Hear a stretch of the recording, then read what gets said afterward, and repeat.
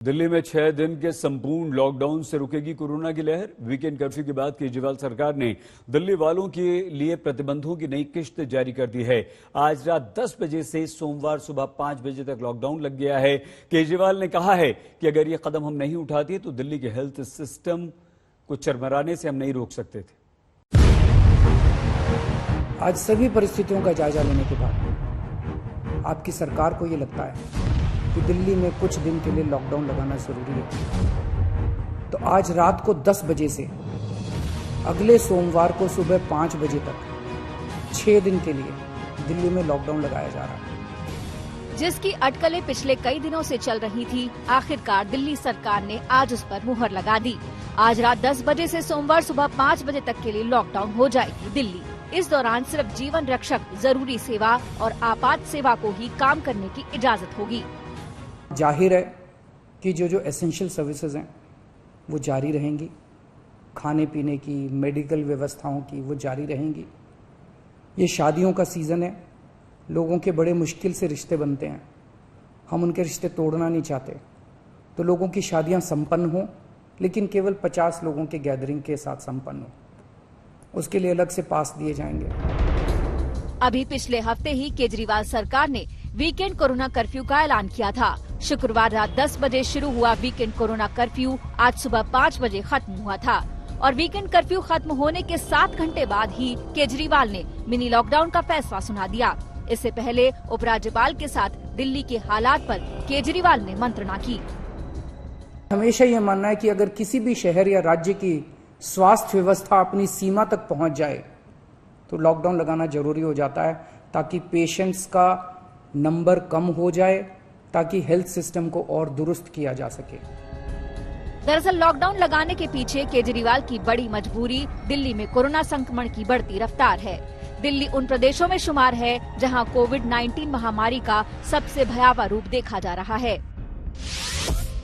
24 घंटे में यहां कोरोना के 25,462 नए केस सामने आए हैं, जबकि 161 लोगों की मौत हो गई है। दिल्ली में संक्रमण की दर 29.64% पर पहुंच गई है। पिछले 3 दिनों के आंकड़े देखें तो 16 अप्रैल को दिल्ली में कोरोना के 19,486 नए केस सामने आए थे, जबकि 141 लोगों की मौत हो गई थी। 17 अप्रैल को 24,375 नए केस सामने आए थे और 167 लोगों की मौत हो गई थी। मेरी अब सब लोगों से गुजारिश है कि लॉकडाउन का पूरी तरह से पालन करें, घर से बाहर इस दौरान ना निकलें। पहले भी हमने कई कठिन निर्णय लिए और आपने मेरा पूरा साथ दिया। मुझे पूरी उम्मीद है आज भी आप मेरा साथ देंगे। हम मिलके इसका मुकाबला करेंगे और जरूर जीतेंगे। अब तक केजरीवाल लॉकडाउन के पक्षधर नहीं थे, लेकिन लगता है दिल्ली में कोरोना के बढ़ते मरीजों को देखते हुए कोई और विकल्प बचा ही नहीं था। दिल्ली से पंकज जैन और आशुतोष मिश्रा के साथ आज तक ब्यूरो। दिल्ली में 6 दिन के संपूर्ण लॉकडाउन का ऐलान होते ही शराब की दुकान पर लोगों की भीड़ उमड़ पड़ी। लोग 6 दिन का स्टॉक जमा करने के लिए शराब की दुकानों पर उमड़ पड़े। दिल्ली के मुख्यमंत्री अरविंद केजरीवाल ने जैसे ही 1 हफ्ते के कर्फ्यू का ऐलान किया, दिल्ली के गोल मार्केट में जो शराब की दुकानें आप देख पा रहे हैं, बम्पर भीड़ लग गई है। यहाँ पर बाकायदा लोग लाइन लगाकर शराब खरीदने लगे हैं। ये देखिए, ये इस तरफ से बाकायदा लंबी कतार लग गई है। जो दिल्ली पुलिस का जवान है वो शराब की दुकान पर बाकायदा जो कतार है उसको करा रहा है। हालांकि सोशल डिस्टेंसिंग का शराब की दुकान पर पालन बिल्कुल नहीं हो रहा है। ये गोल मार्केट की दुकान है। ये अचानक से इतनी लंबी लाइन क्यों लग गई? लॉकडाउन है यहाँ पे। हाँ जी। अच्छा, इस वजह से पहले से शराब इकट्ठा हो रहा है। हाँ जी, हाँ जी। ये देखिए, आपने 2 बोतल ली? नहीं जी, हम तो आज के लिए ली, कल के लिए कल देखेंगे। तो ये देखिए यहाँ पर किस तरीके से जो शराब की दुकान है वहाँ पर भीड़ लग गई है। मुख्यमंत्री अरविंद केजरीवाल ने ऐलान किया है कि रात 10 बजे से सोमवार तक कंप्लीट जो कर्फ्यू है उसका ऐलान किया गया है। सिर्फ एसेंशियल सर्विस वालों को ही छूट होगी। हम कुछ और लोगों से ये लॉकडाउन की वजह से लाइन लग गई क्या सर? जी, लॉकडाउन की वजह से लाइन लग रही है। लॉकडाउन की वजह से लाइन लग रही है। इसी वजह से तो इकट्ठा भी करना है स्टॉक? स्टॉक इकट्ठा भी कर लेंगे क्या? हाँ, जब भी तो ले जाना, पेटी के तो पूरी पेटी लेके जाएंगे, इकट्ठा भी करेंगे। आप देख पा रहे हैं, जरा कतार देखिए, ये देखिए लंबी कतार है, सोशल डिस्टेंसिंग का भी आप पालन करें। दूसरी तरफ अगर आप देखेंगे तो वहाँ, अगर दूसरी साइड पर देखेंगे तो वहाँ पर भी शराब की दुकानें हैं। भारी भीड़ लग गई है शराब की दुकानों पर। लोग 1 बोतल, 2 बोतल, 4 बोतल लेकर यहाँ से निकल रहे हैं। दिल्ली पुलिस की अब एक टीम भी यहाँ पर पहुँच गई है ताकि यहाँ पर किसी तरह का कोई विवाद बवाल न हो। लेकिन अगर आप यहाँ पर देखें तो देखिए यहाँ पर दिल्ली पुलिस का जवान एक आया है।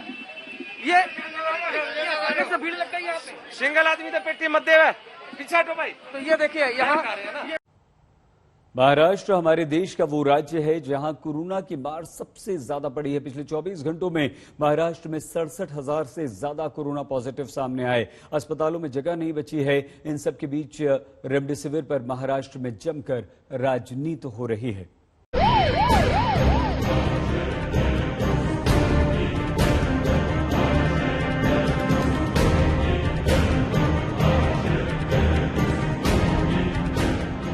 महाराष्ट्र में कोरोना की ऐसी मार पड़ी है कि तड़प उठा है पूरा सूबा।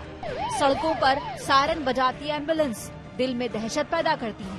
अस्पतालों में न बेड बचे हैं, न दवाइयां और न ऑक्सीजन, और न ही किसी तरह की कोई व्यवस्था। चारों ओर हाहाकार मचा है।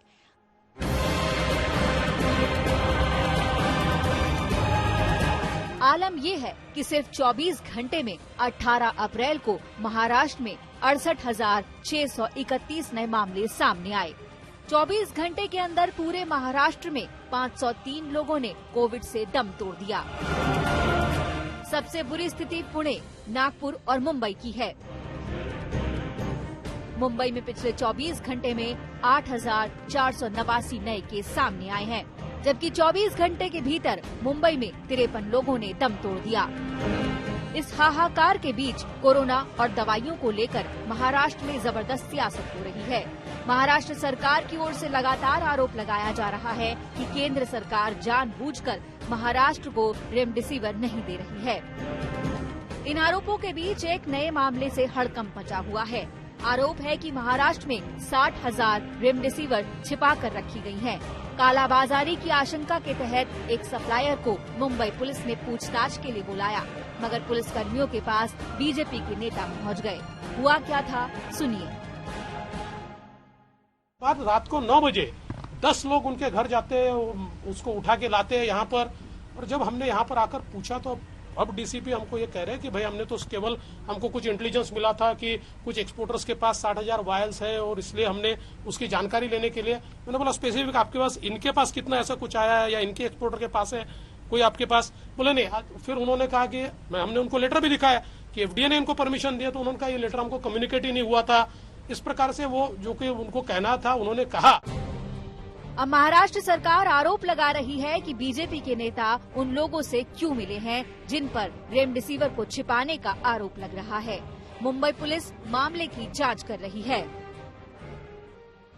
किसी भी दवा की राजनीति नहीं होनी चाहिए। क्या मजबूरी है हमारे महाराष्ट्र के विरोधी दल की, मुझे मालूम नहीं, कि जो कालाबाजारी है, जो जमाखोर है, उनके समर्थन में लोग क्यों खड़े रहते हैं। एक तरफ महाराष्ट्र में कोविड काल में जबरदस्त सियासत चल रही है, तो दूसरी ओर लोग अब भी जिम्मेदारी समझने के लिए तैयार नहीं है। दादर की तस्वीरें देखिए। हालात बिगड़ते जा रहे हैं क्योंकि कोरोना इस बार पहले से ज्यादा भयंकर होकर लौटा है। अपनी सुरक्षा अपने हाथ ही है, लिहाजा बहुत ध्यान दीजिए। कोरोना के नियमों का पालन कीजिए ताकि बचे रहे आप, बची रहे जिंदगी। मुस्तफा शेख के साथ विद्या, मुंबई आज तक।